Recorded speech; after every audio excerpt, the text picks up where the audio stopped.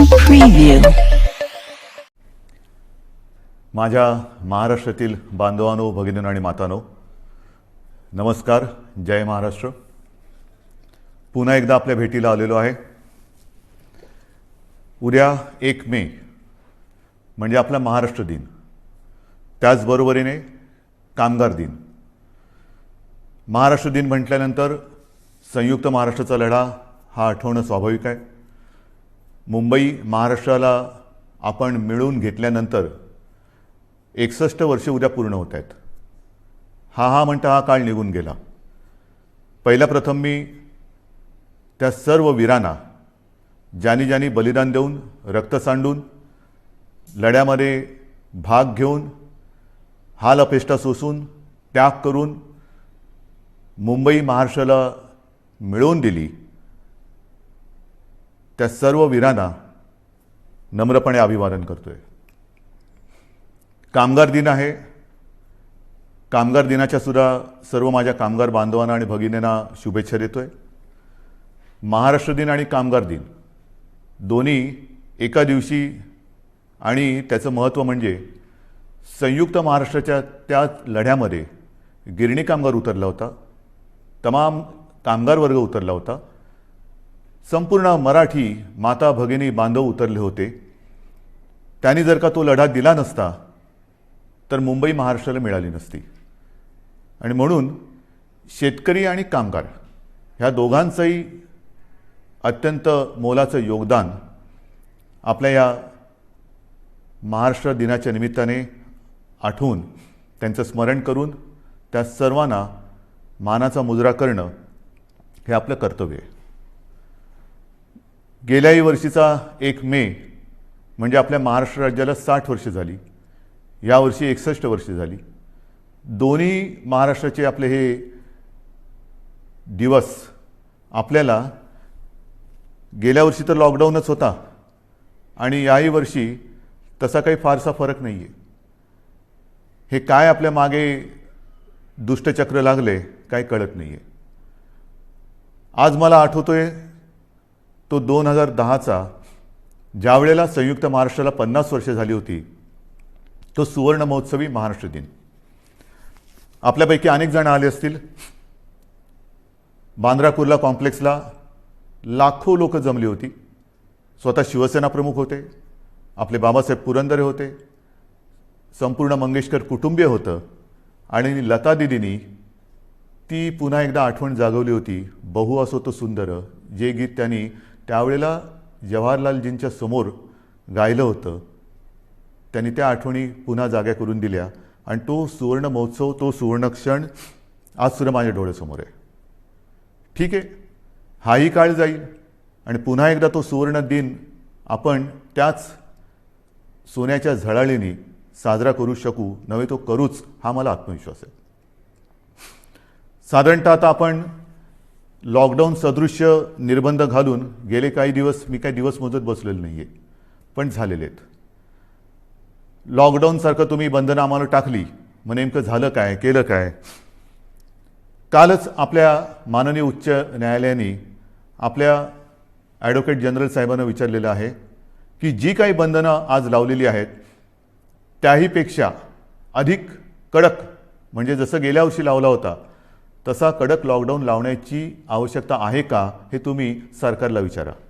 मी आपल्याला विचारतोय. मला विचाराल तर मला असं वाटतं याच्याहून काही कडक करण्याची आवश्यकता जरी वाटत असली तरी तशी वेळ येणार नाही.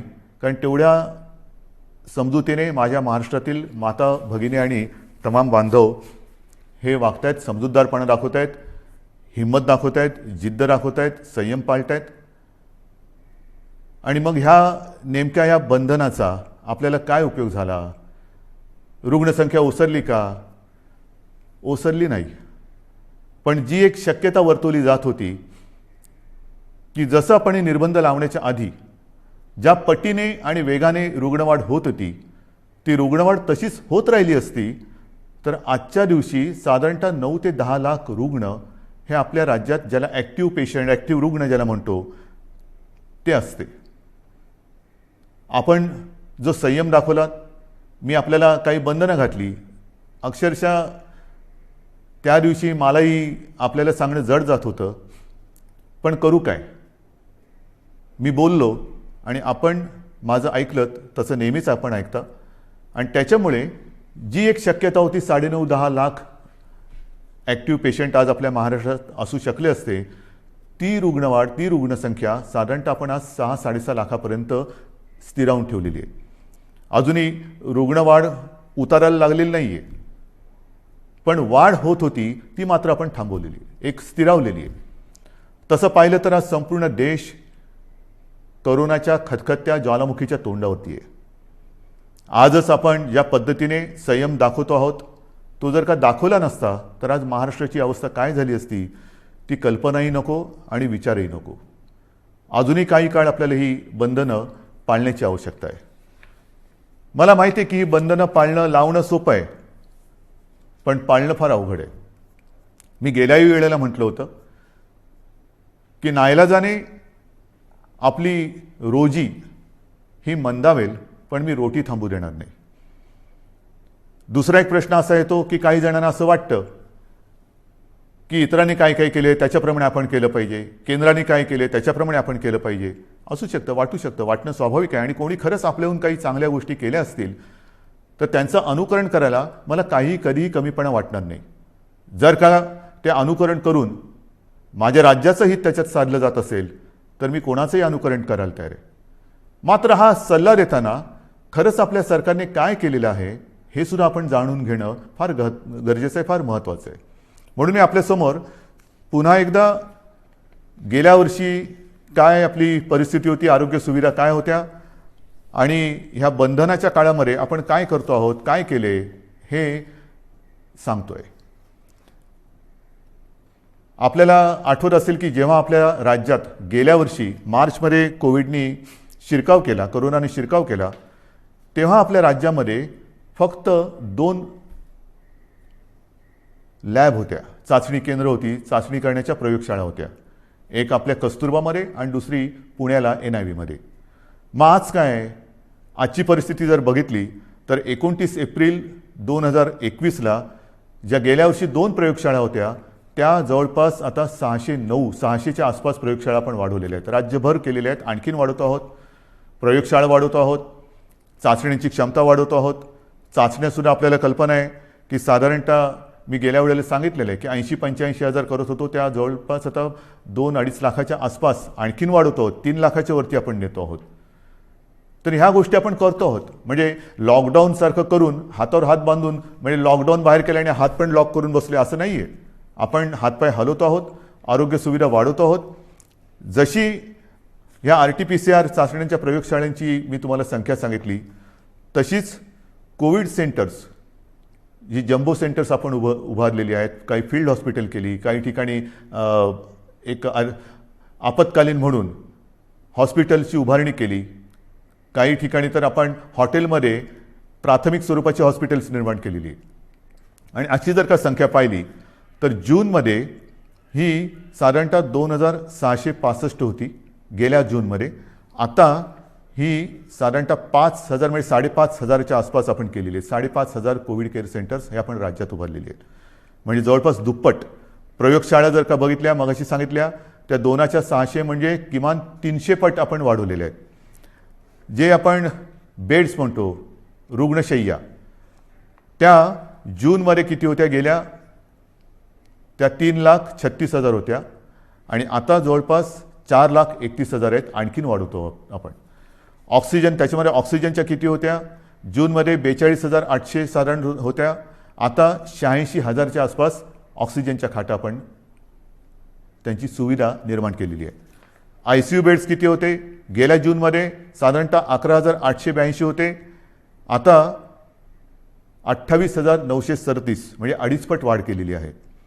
व्हेंटिलेटर्स, काही जण म्हणतात की व्हेंटिलेटर्स केंद्राने एवढे दिले होते ना, आपण कुठे नाही म्हणत नाही, पण त्यातले दुरुस्त नादुरुस्त जरी पकडले तर गेल्या वर्षी जूनमध्ये 2020 जूनला साधारणतः 3,744 व्हेंटिलेटर्स आपल्याकडे होते. आता 29 एप्रिल म्हणजे कालच्या तारखेला साधारणतः 11,713 हे व्हेंटिलेटर्स आपल्या राज्यामध्ये आहेत. म्हणजे आपण ही एवढी वाढ करतो आहोत. प्रश्न काय येतो, मी मागेही आपल्याला सांगितलं की बेड्स आपण वाढवू शकतो, इतर काही गोष्टी वाढवू शकतो, पण डॉक्टर्स, नर्सेस आणि आता तर वेगळीच अडचण आली, ऑक्सिजन. ऑक्सिजन एवढ्या मोठ्या प्रमाणावरती लागायला लागलाय आणि लागतोय. काही वेळेला म्हणजे AC मध्ये बसलो तरी परिस्थिती ऐकून घाम फुटतो. ऑक्सिजन आत्ता नाही मिळाला तर काय होणार, हा एक मोठा प्रश्न असतो. मी आपल्याला गेल्या वेळेला सांगितलं होतं की आपल्या राज्याची रोजची ऑक्सिजन निर्माण करण्याची क्षमता ही साधारणतः 1200 मेट्रिक टन आहे रोजची. आज आपण साधारणतः 1700च्या आसपास मेट्रिक टन हा रोजचा वापरतोय. केंद्राने आपल्याला 1200च्या वरचा साधारणतः 500च्या आसपास जो मेट्रिक टन लागतोय तो इतर राज्यातून आणण्याचा एक कोटा ठरवून दिलेला आहे की इतर राज्यातून तुम्ही हा ऑक्सिजन घेऊ शकता किंवा घ्या. आता त्यातली काही ऑक्सिजन जिथून आणण्याचे प्लांट आहेत ते जवळ आहेत, काही शेकडो किलोमीटरवर आहेत, काही हजारो किलोमीटरवरती आहेत, पण तरी देखील आपण बाहेरून आणणारे ऑक्सिजन, मिळणारा ऑक्सिजन आहे त्या ऑक्सिजनचेही पैसे देतो आणि ऑक्सिजनच्या वाहतुकीसाठी मग ते टँकर असतील, रेल्वे असतील, इतर कोणत्याही गोष्टी असतील त्याचे सुद्धा पैसे वेळेवर देऊन आपल्या राज्यामध्ये आपला प्रयत्न चाललेला आहे. ही फार मोठी विचित्र परिस्थिती आहे की वेळेवर ऑक्सिजन सर्वत्र पुरवणे हा आपला फार मोठा प्रयत्न चालू आहे आणि आपल्या सगळ्यांच्या सहकार्याने किंबहुना आपल्या सगळ्यांचे जे काही आशीर्वाद आहेत त्याच्यामुळे आपण ही परिस्थिती नाही म्हटलं तरी थोडी समतोल राखण्याचा, बॅलन्स करण्याचा प्रयत्न करतो आहे. मात्र रुग्णवाढ अधिक झाली तर मात्र मोठी अडचण निर्माण होण्याची शक्यता आहे. सुदैवाने रुग्णसंख्या ही स्थिरावलेली आहे. ऑक्सिजन आपण अगदी काठोकाठ किंवा कट टू कट ज्याला म्हणतो तशा पद्धतीने हा पुरवत आहोत. तशीच एक परिस्थिती ती म्हणजे अचानक आता रेमडेसिवीरची मागणी ही फार मोठ्या प्रमाणात वाढली. सगळ्यांना रेमडेसिवीर पाहिजे. रेमडेसिवीरच्या बाबतीमध्ये मागे कदाचित मी आपल्याला सांगितलं असेल नसेल, परंतु आपल्याला रोजची सरासरी 50,000 इंजेक्शनची आवश्यकता आहे. आपण आज किती मिळवत आहोत तर केंद्राने, कारण ह्याचं जे वितरण आहे तर ऑक्सिजनसारखं केंद्राने रेमडेसिवीर इंजेक्शनचं सुद्धा वितरण हे स्वतःच्या हातात घेतलेलं आहे. कोणत्या राज्याला किती, कारण परिस्थिती फारच वाईट आहे. प्रत्येक राज्याला ऑक्सिजन पाहिजे, इंजेक्शन्स पाहिजे, रेमडेसिवीर पाहिजे, व्हेंटिलेटर्स पाहिजेत. तर आपल्याला साधारणतः सुरुवातीला केंद्राने दर दिवशी 26,700-800च्या आसपास ही इंजेक्शन्स मिळतील अशी व्यवस्था केली होती. आपली मागणी 50,000ची आहे. मग त्याच्यानंतर मी माननीय पंतप्रधानांना विनंती केली आणि त्यांनी ती मान्य केली. त्याच्यानंतर 43,000 दर दिवशी अशी मागणी आपली मागणी मान्य झाली. मागणी म्हणजे आपल्याला 50,000 पाहिजे, पण 43,000ची सोय करण्यात आली. आज साधारणतः 35,000च्या आसपास ही रोजची इंजेक्शन्स आपल्याला मिळत आहेत. त्याचे सुद्धा आपण पैसे देऊन ही इंजेक्शन्स घेतो आहे. मात्र ही इंजेक्शन्स पुरवत असताना एक गोष्ट मात्र मी राज्यातील तमाम जे कोविड केअर सेंटर्स आणि कोविडच्या हॉस्पिटलमध्ये काम करणारे डॉक्टर्स आहेत त्यांनाही सांगतोय आणि रुग्णांनाही सांगतोय, त्यांच्या नातेवाईकांनी सांगतोय की नीट लक्षात घ्या, WHO किंबहुना आपल्या टास्क फोर्सनी आणि केंद्राच्या डॉक्टर्सनी सुद्धा, तज्ज्ञांनी सुद्धा आपल्याला एक सावधानतेचा इशारा दिलेला आहे. तो म्हणजे रेमडेसिवीरचा अनावश्यक अनाठायी वापर करू नका. गरज नसेल तर रेमडेसिवीर वापरू नका, कारण गरज नसताना दिलं आणि जरुरीपेक्षा जास्त दिलं तर औषधाचे दुष्परिणाम सुद्धा होण्याची शक्यता नाकारता येत नाही. आणि म्हणून मी सर्वांना सांगतोय की रेमडेसिवीर द्यायचं की नाही हा जो काही निर्णय आहे तो आपल्यावरती उपचार करणाऱ्या डॉक्टरांना घेऊ द्या. याचा अर्थ असा नाही की आपल्याकडे रेमडेसिवीरचा तुटवडा आहे, अजिबात नाही. तो तर आपण आणतो आहोत. जसजसा साठा आपल्याला पुरवठा वाढतोय तसतसं आपण ते वितरण करतोय. पण अनावश्यक रेमडेसिवीरचा वापर हा आपण करू नये अशी माझी सर्वांना एक नम्र विनंती आहे. या सगळ्या गोष्टी सांगत असताना ऑक्सिजन हा एक विषय आहेच. ऑक्सिजनबद्दल मी आपल्याला सांगितलं की ऑक्सिजन हा आपल्याला किती लागतो, किती मिळतोय. मग तुम्ही विचाराल की हे असं किती दिवस चालणार, आणखीन किती दिवस आपण बाहेरून ऑक्सिजन आणणार. मी कालच आपण वृत्तपत्रात वाचलं असेल की कालच मी आपल्या राज्यातील सर्व जिल्हाधिकारी आणि विभागीय आयुक्तांची बैठक घेतली आणि त्या बैठकीमध्ये मी त्यांना स्पष्ट सूचना दिलेल्या आहेत की गेल्या काही दिवसांमध्ये आपण संपूर्ण राज्यात, जिल्ह्यांमध्ये, तालुक्यामध्ये जी काही हॉस्पिटल्स आहेत त्या हॉस्पिटल्समध्ये ऑक्सिजन निर्माण करणारे किंबहुना ऑक्सिजन पुरवणाऱ्या प्लांटची व्यवस्था करा. त्याप्रमाणे आपण टेंडरसुद्धा काढलेली आहेत, खरेदी सुरू झालेली आहे. एक गोष्ट लक्षात घ्यायला पाहिजे की एखादी गोष्ट प्लांट उभा करायचा असेल तर तो प्लांट त्याच्या उभारणीसाठी नाही म्हटलं तर एक 15-20 दिवस हे लागतात आणि तो कार्यान्वित करण्यासाठी एक साधारणतः 20-25 दिवस काळ हा लागू शकतो. म्हणजेच काय की काही ठिकाणी आपण काम सुरू केलेलं आहे, येत्या काही दिवसामध्ये हे सगळे प्लांट्स आपले सुरू होतील आणि त्याच्यानंतर मात्र मला खात्री आहे एकतर वेळ तशी येणार नाही, पण कोविडची जर का तिसरी लाट जरी आली तरी ऑक्सिजन आपल्याला कुठेही कमी पडू द्यायचा नाही. ही एक आपण तयारी केलेली आहे. त्याचं फळ हे त्यावेळेला नक्की मिळेल, पण ती वेळ येऊ नये ही माझी एक प्रार्थना आहे. आपल्याला सर्वांना माहिती आहे की याच्यामध्ये काय काय करावं लागतं. आता ताबडतोबीने काय करायचं, तर काही ठिकाणी आपण हाही एक प्रयत्न केलेला आहे आणि करतो आहोत की लिक्विड ऑक्सिजन हा त्याची ने-आण करता येऊ शकते, पण गॅस ऑक्सिजन त्याची ने-आण करता येणं हे शक्य नसतं. मग काय करायचं, तर जिथे जिथे हा गॅस ऑक्सिजन उपलब्ध आहे तो वाहून नेता येणं शक्य नसल्याने आपण त्याच्या बाजूला कोविड केअर सेंटर टाकतो आहोत. म्हणजे ऑक्सिजन जर का रुग्णापर्यंत नेऊ शकत नसू तर रुग्ण हे त्याच्या बाजूला आणतो आहोत आपण. हाही एक प्रयत्न करतो आहे आणि अशा प्रयत्नामध्ये आपण महाजनकोच्या खापरखेडा आहे, अकोला आणि परळी येथील केंद्रानजीकच्या केंद्रानजीक आपण मोठ्या प्रमाणावरती जम्बो कोविड सेंटर टाकतो आहे. अगदी नागोठण्याला करतो आहे रिलायन्सच्या प्रकल्पाच्या बाजूला. त्याच्यानंतर पेणमध्ये आपण JSW कंपनीच्या रुग्णालयात तिथे सुद्धा आपण हे जम्बो केअर सेंटर करतो आहोत. म्हणजे कोणताही प्रयत्न आपण सोडत नाही. लॉयड स्टीलच्या वर्धा परिसरामध्ये 1000 बेडची आपण सुविधा निर्माण करतो आहोत. कुठेही आपण सोडत नाही आहोत. त्याचबरोबर ऑक्सिजन कॉन्सन्ट्रेटर मोठ्या प्रमाणात आपण प्राप्त करण्याचा प्रयत्न करतो. सुरुवातही झालेली आहे. सुमारे 250 PSA ऑक्सिजन प्लांट 250 त्याच्यात 10 सुमारे केंद्राने दिलेले आहेत. एक 10च्या आसपास हे प्लांट आपल्याला केंद्र सरकारने दिलेत, पण राज्य सरकार आपल्या माध्यमातून आपल्या खर्चाने सुमारे 250 PSA ऑक्सिजन प्लांट हे लावतो आहोत आणि येत्या काही दिवसात हे कार्यान्वित होतील.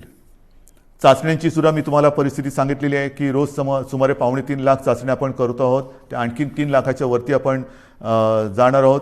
याच्यामध्ये सुद्धा सुमारे 60% आसपास 60 ते 70% या RT-PCR आहेत आणि उरलेल्या ह्या रॅपिड अँटीजेन टेस्ट आहेत.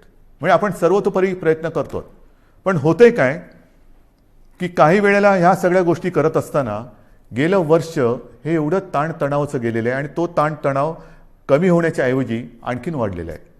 म्हणजे गेलं वर्षभर आपली संपूर्ण आरोग्य यंत्रणा, मग ती आपली डॉक्टर्स वगैरे सगळी मंडळी आली आणि यंत्रसामुग्रीसुद्धा ही एक क्षणसुद्धा उसंत न घेता ही चालते. मग ते ऑक्सिजन प्लांट चालू आहेत, AC चालू आहेत, व्हेंटिलेटर्स चालू आहेत, सगळ्याच काही गोष्टी चालू आहेत आणि ह्या सगळ्या गोष्टी त्यासुद्धा ताण किती सहन करणार. मग आपण पाहिलं असाल की गेल्या काही दिवसामध्ये काही ठिकाणी दुर्घटना घडत आहेत. नाशिकला ऑक्सिजन प्लांटमध्ये लिकेज झालं, त्याच्यानंतर विरारच्या इकडे AC ब्लास्ट झाला, तिकडे ऑक्सिजन होता, त्यांनी एवढा भडका घेतला की हालचाल करायला वेळ मिळाली नाही. अशा काही दुर्घटना ह्या घडताना दिसत आहेत आणि मग पंचायत अशी होते की स्वतःच्या जीवाचा विचार न करता जीवावर उदार होऊन जे सगळे आपले कर्मचारी आहेत, डॉक्टर्स, नर्सेस, वॉर्ड बॉयज सगळे हे हताश होऊन जातात. म्हणजे मी नाशिकची दुर्घटना झाल्यानंतर दुसऱ्या दिवशी तिथल्या सर्व कर्मचाऱ्यांशी झूम कॉन्फरन्स केली. अक्षरशः तुम्हाला सांगतो काही जण माझ्याशी बोलताना रडायला लागले होते की आम्हाला बघवत नव्हतं ते दृश्य की समोर ज्यांच्यासाठी आम्ही पूर्ण आटोकाट प्रयत्न करून जीव वाचवण्याचा प्रयत्न करतो ते रुग्ण ऑक्सिजनची गळती झाल्यामुळे तळमळताना आम्हाला पाहवत नव्हतं. काय करू शकतो. ह्या अशा दुर्घटना. त्याच्यानंतर परभणीमध्ये ऑक्सिजनच्या लाईनवरतीच तिकडे वादळी वारं सुटलं आणि ऑक्सिजनच्या लाईनवरतीच झाडाची फांदी पडली. दुर्घटना झाली नाही हे नशीब, पण अशा काही अकल्पित घटना ह्यासुद्धा घडत आहेत आणि म्हणून मी याही सूचना दिलेल्या आहेत. एक तर ज्या जम्बो कोविड सेंटरची आपण उभारणी केलेली आहे, ज्याला आपण फील्ड हॉस्पिटल्स म्हणू, जी तात्पुरत्या स्वरूपाची, त्यालासुद्धा आता काही ठिकाणी 1 वर्ष होत आलं. आता पावसाळा तोंडावर आलेला आहे. अतिवृष्टी होणार, सततवृष्टी होणार, वादळ येणार, विजा कडाडणार, मग कुठे पूर येईल, पाणी घुसेल. म्हणून मी ह्या सगळ्यांना सांगितलेलं आहे की एक तर जी अशी जम्बो कोविड केअर सेंटर्स उभारलेली आहेत त्याचं स्ट्रक्चरल ऑडिट करा, फायर ऑडिट करा, एक मजबूत आहे की नाही बघा. नवीन उभारताना पाणी जाणार नाही, पाणी साचणार नाही, पाणी आतमध्ये येणार नाही, कुठे आग लागणार नाही, ऑक्सिजनची गळती होणार नाही. ज्या ज्या काही गोष्टी घडू शकण्याची एक शक्यता आहे, दुर्घटना ज्याच्यामुळे घडू शकते, ह्या टाळण्याचा आटोकाट प्रयत्न करा. आणि हा आटोकाट प्रयत्न करताना ठीक आहे, ज्याची कामं जो तो करेल, फायर ऑडिट करण्याचं काम तो हा मुक करेल, ह्याचं काम तो मुक करेल, पण आता आपल्याला एक कुटुंब म्हणून, एक टीम म्हणून काम करायचं आहे. जरी एखादी गोष्ट आपल्या लक्षात आली काम करताना की इकडे काहीतरी गडबड आहे, इकडे काहीतरी होऊ शकतं, तर तात्काळ आपल्या वरिष्ठांच्या ते लक्षात आणून द्या. की येता जाताना वाटलं की अरे काहीतरी बरोबर नाही आहे, ह्यानी मोठं काहीतरी घडू शकतं. ज्याप्रमाणे भंडाऱ्याला त्या लहान मुलांच्या हॉस्पिटलमध्ये आग लागली, त्यांचं ते उपकरण पेटलं. तर अशा काही गोष्टी जर का आपल्याला वाटल्या तर कृपा करून मी सर्व ह्या क्षेत्रात काम करणाऱ्यांना सांगतोय की आपल्याला कुठे काही वाटलं तर ते ताबडतोब सुधारण्यासाठी आपल्या वरिष्ठांना कळवा. या गोष्टी आपल्याला आता कराव्या लागतील, बघाव्या लागणार आहेत. जसं ही एक व्यवस्था आपण केली तशीच मी ह्या निर्बंधाची घोषणा करताना आपल्याला मगाशी जे बोललो की रोजी कदाचित मंदावेल पण रोटी थांबू देणार नाही.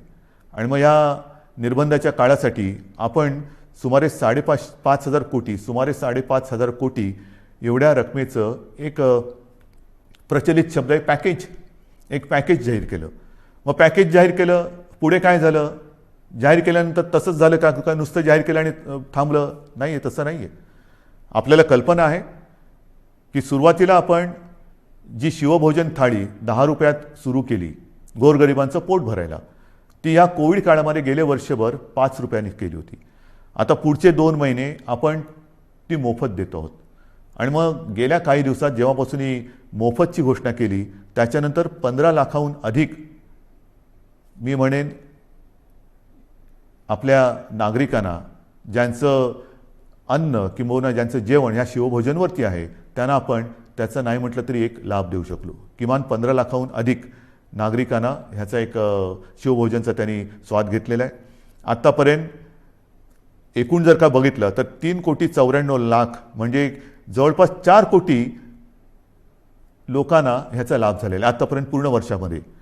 आणि आपल्या राज्यात सुमारे 890 शिवभोजन केंद्र सुरू झालेली आहेत. तसंच संजय गांधी निराधार, श्रावणबाळ, वृद्धापकाळ वेतन, विधवा निवृत्ती वेतन व दिव्यांग निवृत्ती वेतन याच्यात 35 लाख लाभार्थींना एप्रिल व मे या 2 महिन्यांचे प्रति महिना 1,000 प्रमाणे 2 महिन्यांचे अर्थसहाय्य देण्यासाठी आपण 1,428 कोटी निधी वितरित केलेला आहे. 1,428 कोटी. 7 कोटी लाभार्थींना ज्यांना आपण म्हटलं होतं की मोफत गहू आणि तांदूळ, तर 7 कोटी लाभार्थींना मोफत गहू तांदूळ वाटप सुरू झालेलं आहे.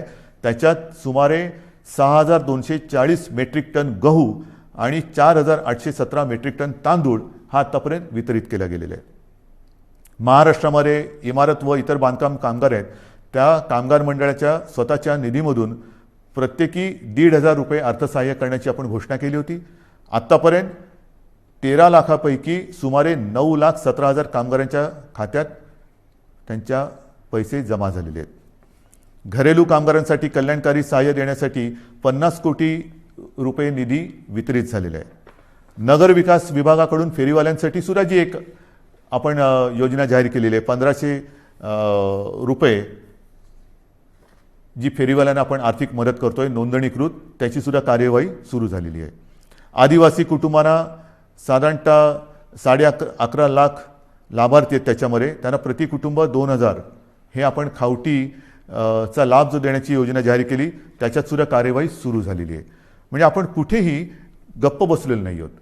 ऑक्सिजन करतोय, रेमडेसिवीर मिळवतोय, रुग्णसंख्या लक्षात घेऊन सुविधा वाढवतो आहोत, जी मदत केलेली आहे जाहीर त्याची सुद्धा आपण अंमलबजावणी करतो.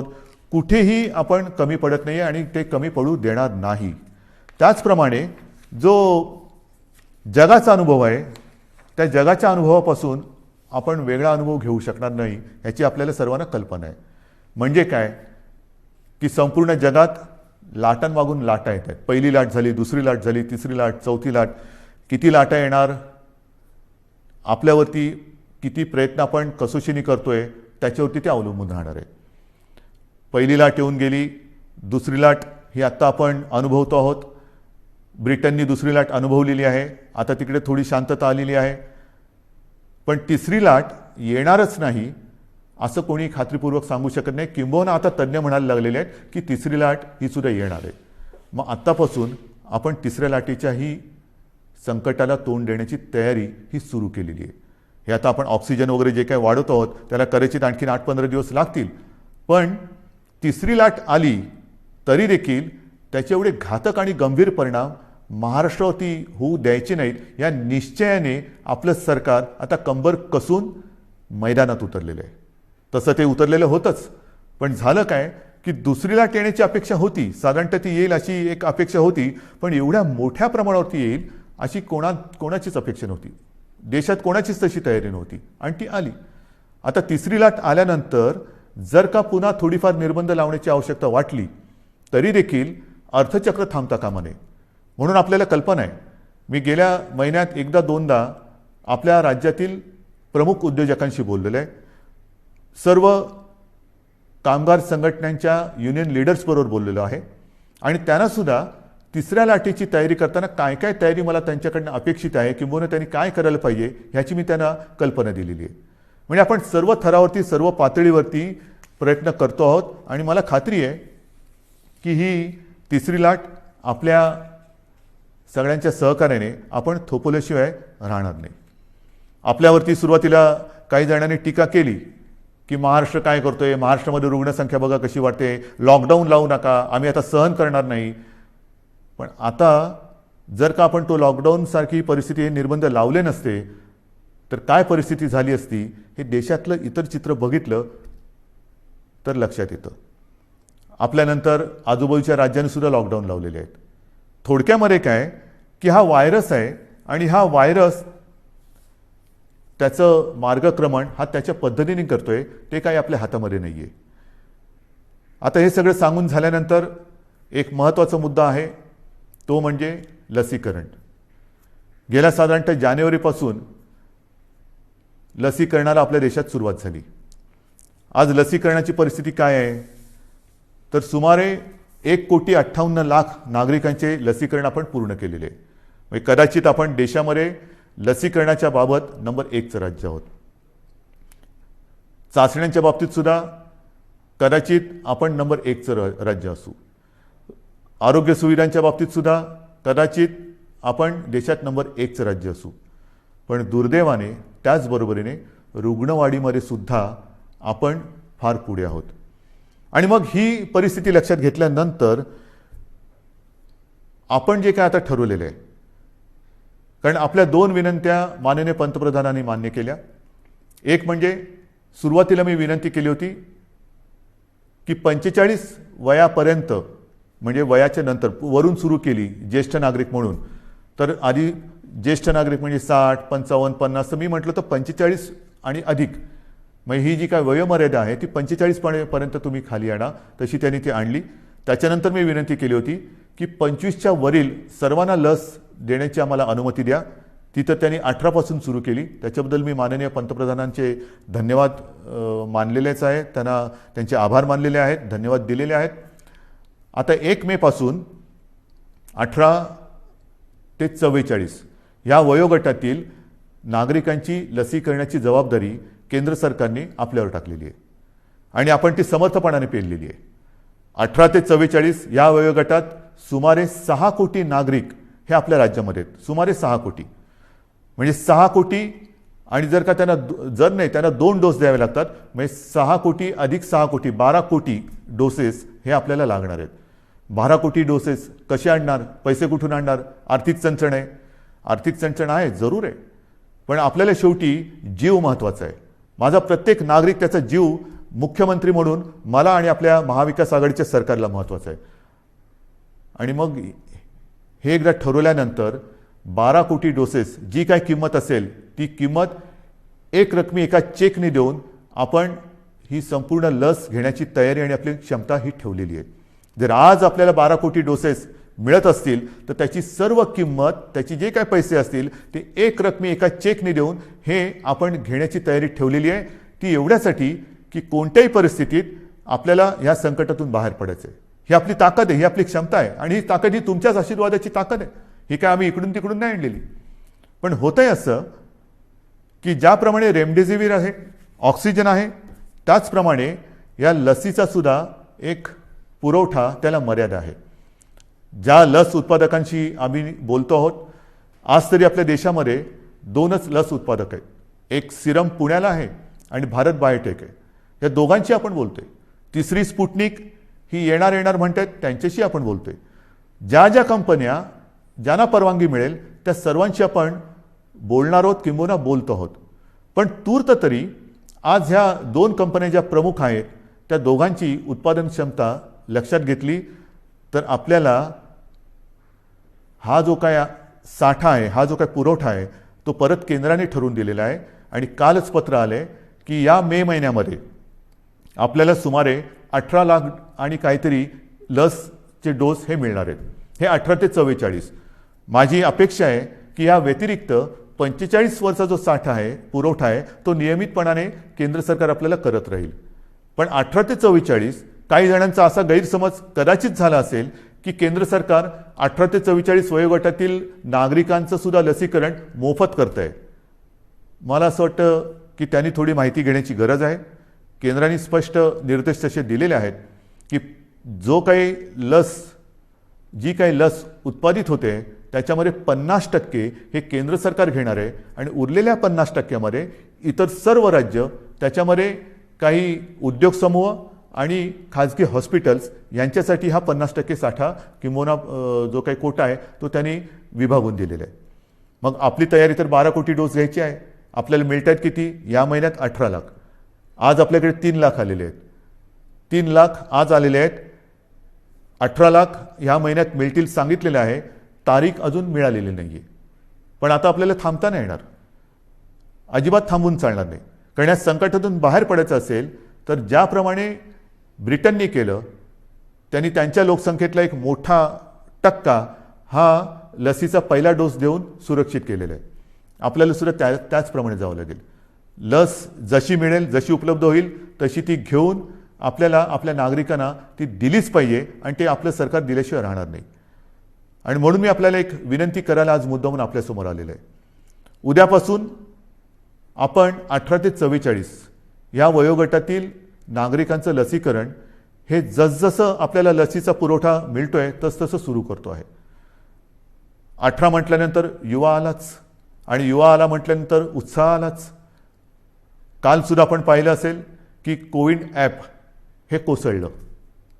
जसं गेल्या वेळेला सुद्धा लसीकरण सुरू केलं आणि ते ॲप क्रॅश झालं, तसंच काल हे ॲप क्रॅश झालं. होणार, हे काही दिवस होणार.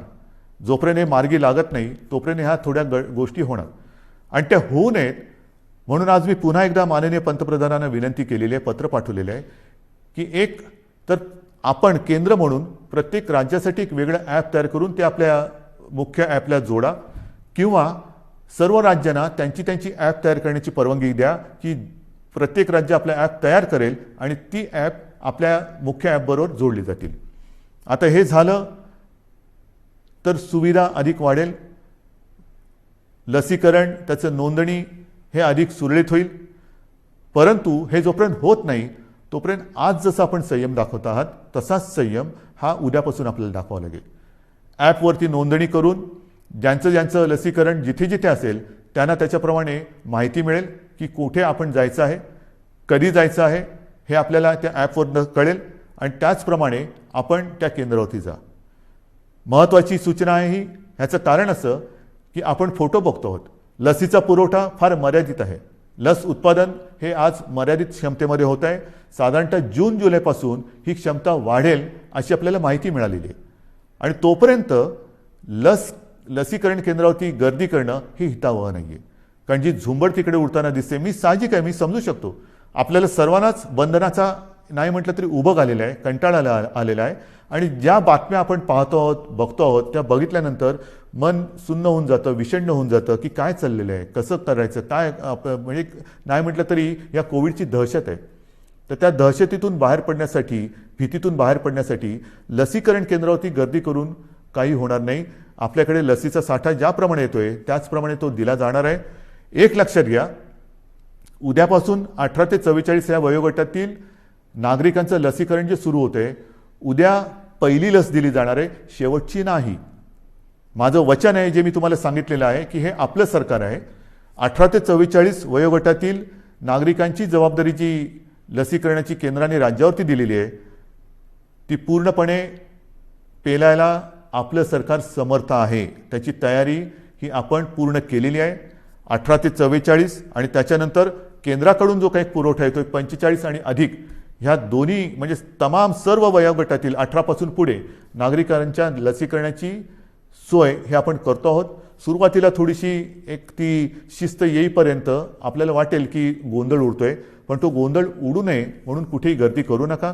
काही ठिकाणी मला तर आता अशी भीती वाटायला लागलेली आहे की ही लसीकरण केंद्रसुद्धा लसीकरण केंद्राच्या ऐवजी कोविड प्रसारक मंडळ होतात की काय. तर तसं कृपा करून करू नका, कारण आपण इतरांना सर्वांना शिस्त लावतोय की हे बाजारपेठामध्ये शिस्त पाहिजे, इकडे शिस्त पाहिजे, तिकडे शिस्त पाहिजे, आणि मग जिथे लसीकरण करतोय तिकडेच जर का शिस्त नसेल तर सगळं मुसळ केरामध्ये जाईल. म्हणून मी हात जोडून आपल्याला नम्र विनंती करतोय की उद्यापासून जसजशी आपल्याला ही लस उपलब्ध होत जाईल तसतशी आपण ही संख्या वाढवत जाणार आहोत. तूर्त आज आपल्याकडे 3 लाख लसी आलेल्या आहेत 18 ते 44 वयोगटातील नागरिकांसाठी. त्याचं वितरण हे साधारणतः रुग्णसंख्या आणि लोकसंख्येच्या प्रमाणात केलं गेलेलं आहे. 3 लाख लसी हे फार म्हटलं तर त्रुटकच आहे, कारण काल परवाकडेच आपण 5 लाख डोस एका दिवसात दिलेले आहेत. 5 लाख डोस एका दिवसात. आपली क्षमता ही आपण 10 लाखापर्यंत पण नेऊ शकू. जर का आपल्याला 1.5-2 कोटी किंबहुना त्याहून अधिक डोस जर का मिळत गेले महिन्याचे, तर आपण दिवस रात्र मेहनत करू आणि लवकरात लवकर महाराष्ट्र या संकटातून बाहेर काढू. ही झाली आपली क्षमता, पण मर्यादा ही येणाऱ्या पुरवठ्यावरती अवलंबून आहे. आणि म्हणून मला असं वाटतं कुठेही गोंधळ गडबड करू नका, घाई करू नका. आपल्याला सर्वांना म्हणजे 18 पासून सर्व या सगळ्यांचं लसीकरण हे सरकार करणार आहे. पुन्हा एकदा सांगतो, कोणाचाही गैरसमज होण्याची आवश्यकता नाही. 18 ते 44 वयोगटातील सुमारे 6 कोटी नागरिकांच्या लसीकरणासाठी जे 12 कोटी डोस आपल्याला आवश्यक आहेत ते एक रकमी चेकने खरेदी करण्याची तयारी आपल्या सरकारची आहे. मी आपल्या माध्यमातून आपल्या साक्षीने आपल्याकरता केंद्राला पुन्हा एकदा विनंती करतो आहे की आमची तयारी पूर्ण आहे. कृपा करून आपण ह्यामध्ये लक्ष घालून आम्हाला लवकरात लवकर जास्तीत जास्त लसचा पुरवठा उपलब्ध करून दिलात, लसचा साठा उपलब्ध करून दिलात, तर महाराष्ट्र हे नेहमी चांगल्या बाबतीमध्ये नंबर 1 वर राहिलेलं आहे. लसीकरणामध्ये सुद्धा आजसुद्धा नंबर 1 वर आहे. लवकरात लवकर आम्ही ह्या कोविडच्या संकटावरती मात करून दाखवल्याशिवाय राहणार नाही, हा आत्मविश्वास मला आहे. आणि म्हणून बांधवांनो, भगिनींनो आणि मातांनो, जे सहकार्य आजपर्यंत आपण मला केलं, ज्या माझ्या शब्दावरती आपण विश्वास ठेवला, मध्ये आपल्याला काही जणांनी भडकवण्याचा प्रयत्न केला, मला त्याच्याबद्दल काही म्हणायचं नाही आहे. कारण ह्या आपल्या संवादामध्ये मी कधीही कुठेही राजकारण आणणार नाही. राजकारण मी जाहीर सभेमध्ये जरूर करेन. जे कोणी गैरसमज पसरवत असतील त्यांच्यासाठी मी जाहीर सभा जरूर घेईन, पण जाहीर सभा घेण्याची आज वेळ नाही आहे. कुठेही सभा समारंभ हे आपल्याला करता कामा नये. जशा जाहीर सभा करता कामा नये, तशीच आणखीन एक गोष्ट की येत्या महिन्यामध्ये लग्न समारंभ त्याचे मुहूर्त खूप आहेत. बघा ना, पंचांग काढून बघा, तुमच्या मनात पण असेल की आता होणार कसं, तर त्याही बाबतीमध्ये आपल्याला नाईलाज म्हणून 25 जणांची मर्यादा टाकलेली आहे. आता काही जणांनी म्हटलं 2 तासात कसं होणार, आता करू काय. नाही तर काही जण मी हेही बघितलेले आहे की 25 जणांची मर्यादा आहे ना, दर 15 मिनिटाला 25. तसं नाही. म्हणून नाईलाज आहे आपला. थोडंसं ह्या परिस्थितीचं गांभीर्य सगळ्यांनीच लक्षात घेण्याची आवश्यकता आहे. तसं ते आपण घेतलेलं आहे. मग लग्न समारंभ असेल, धार्मिक, राजकीय, सामाजिक कोणतेही कार्यक्रम, त्याला आपण बंधनं घातलेली आहेत. इतर कार्यक्रमांतर आपण बंदीच घातलेली आहे. तर माझी पुन्हा एकदा विनंती आहे की लग्न समारंभसुद्धा आपण शिस्तीने थोडेसे पार पाडा. उत्साहाला थोडंसं आपल्याला बंधन घालावं लागेल, उत्साहाला मुरड घालावी लागेल. ती जर का घातली तर लवकरात लवकर आपण ह्या संकटातून मोकळे होऊ. आणि म्हणून पुन्हा एकदा आजपर्यंत जे सहकार्य आपण मला केलं आणि जे आशीर्वाद आपण मला दिलेले आहेत, ह्या सरकारला दिलेले आहेत, हे असेच कायम ठेवा. तुमच्यासाठी हे सरकार जे जे करता येणं शक्य असेल ते केल्याशिवाय राहणार नाही एवढंच एक वचन आपल्याला देतो. धन्यवाद. जय हिंद, जय महाराष्ट्र.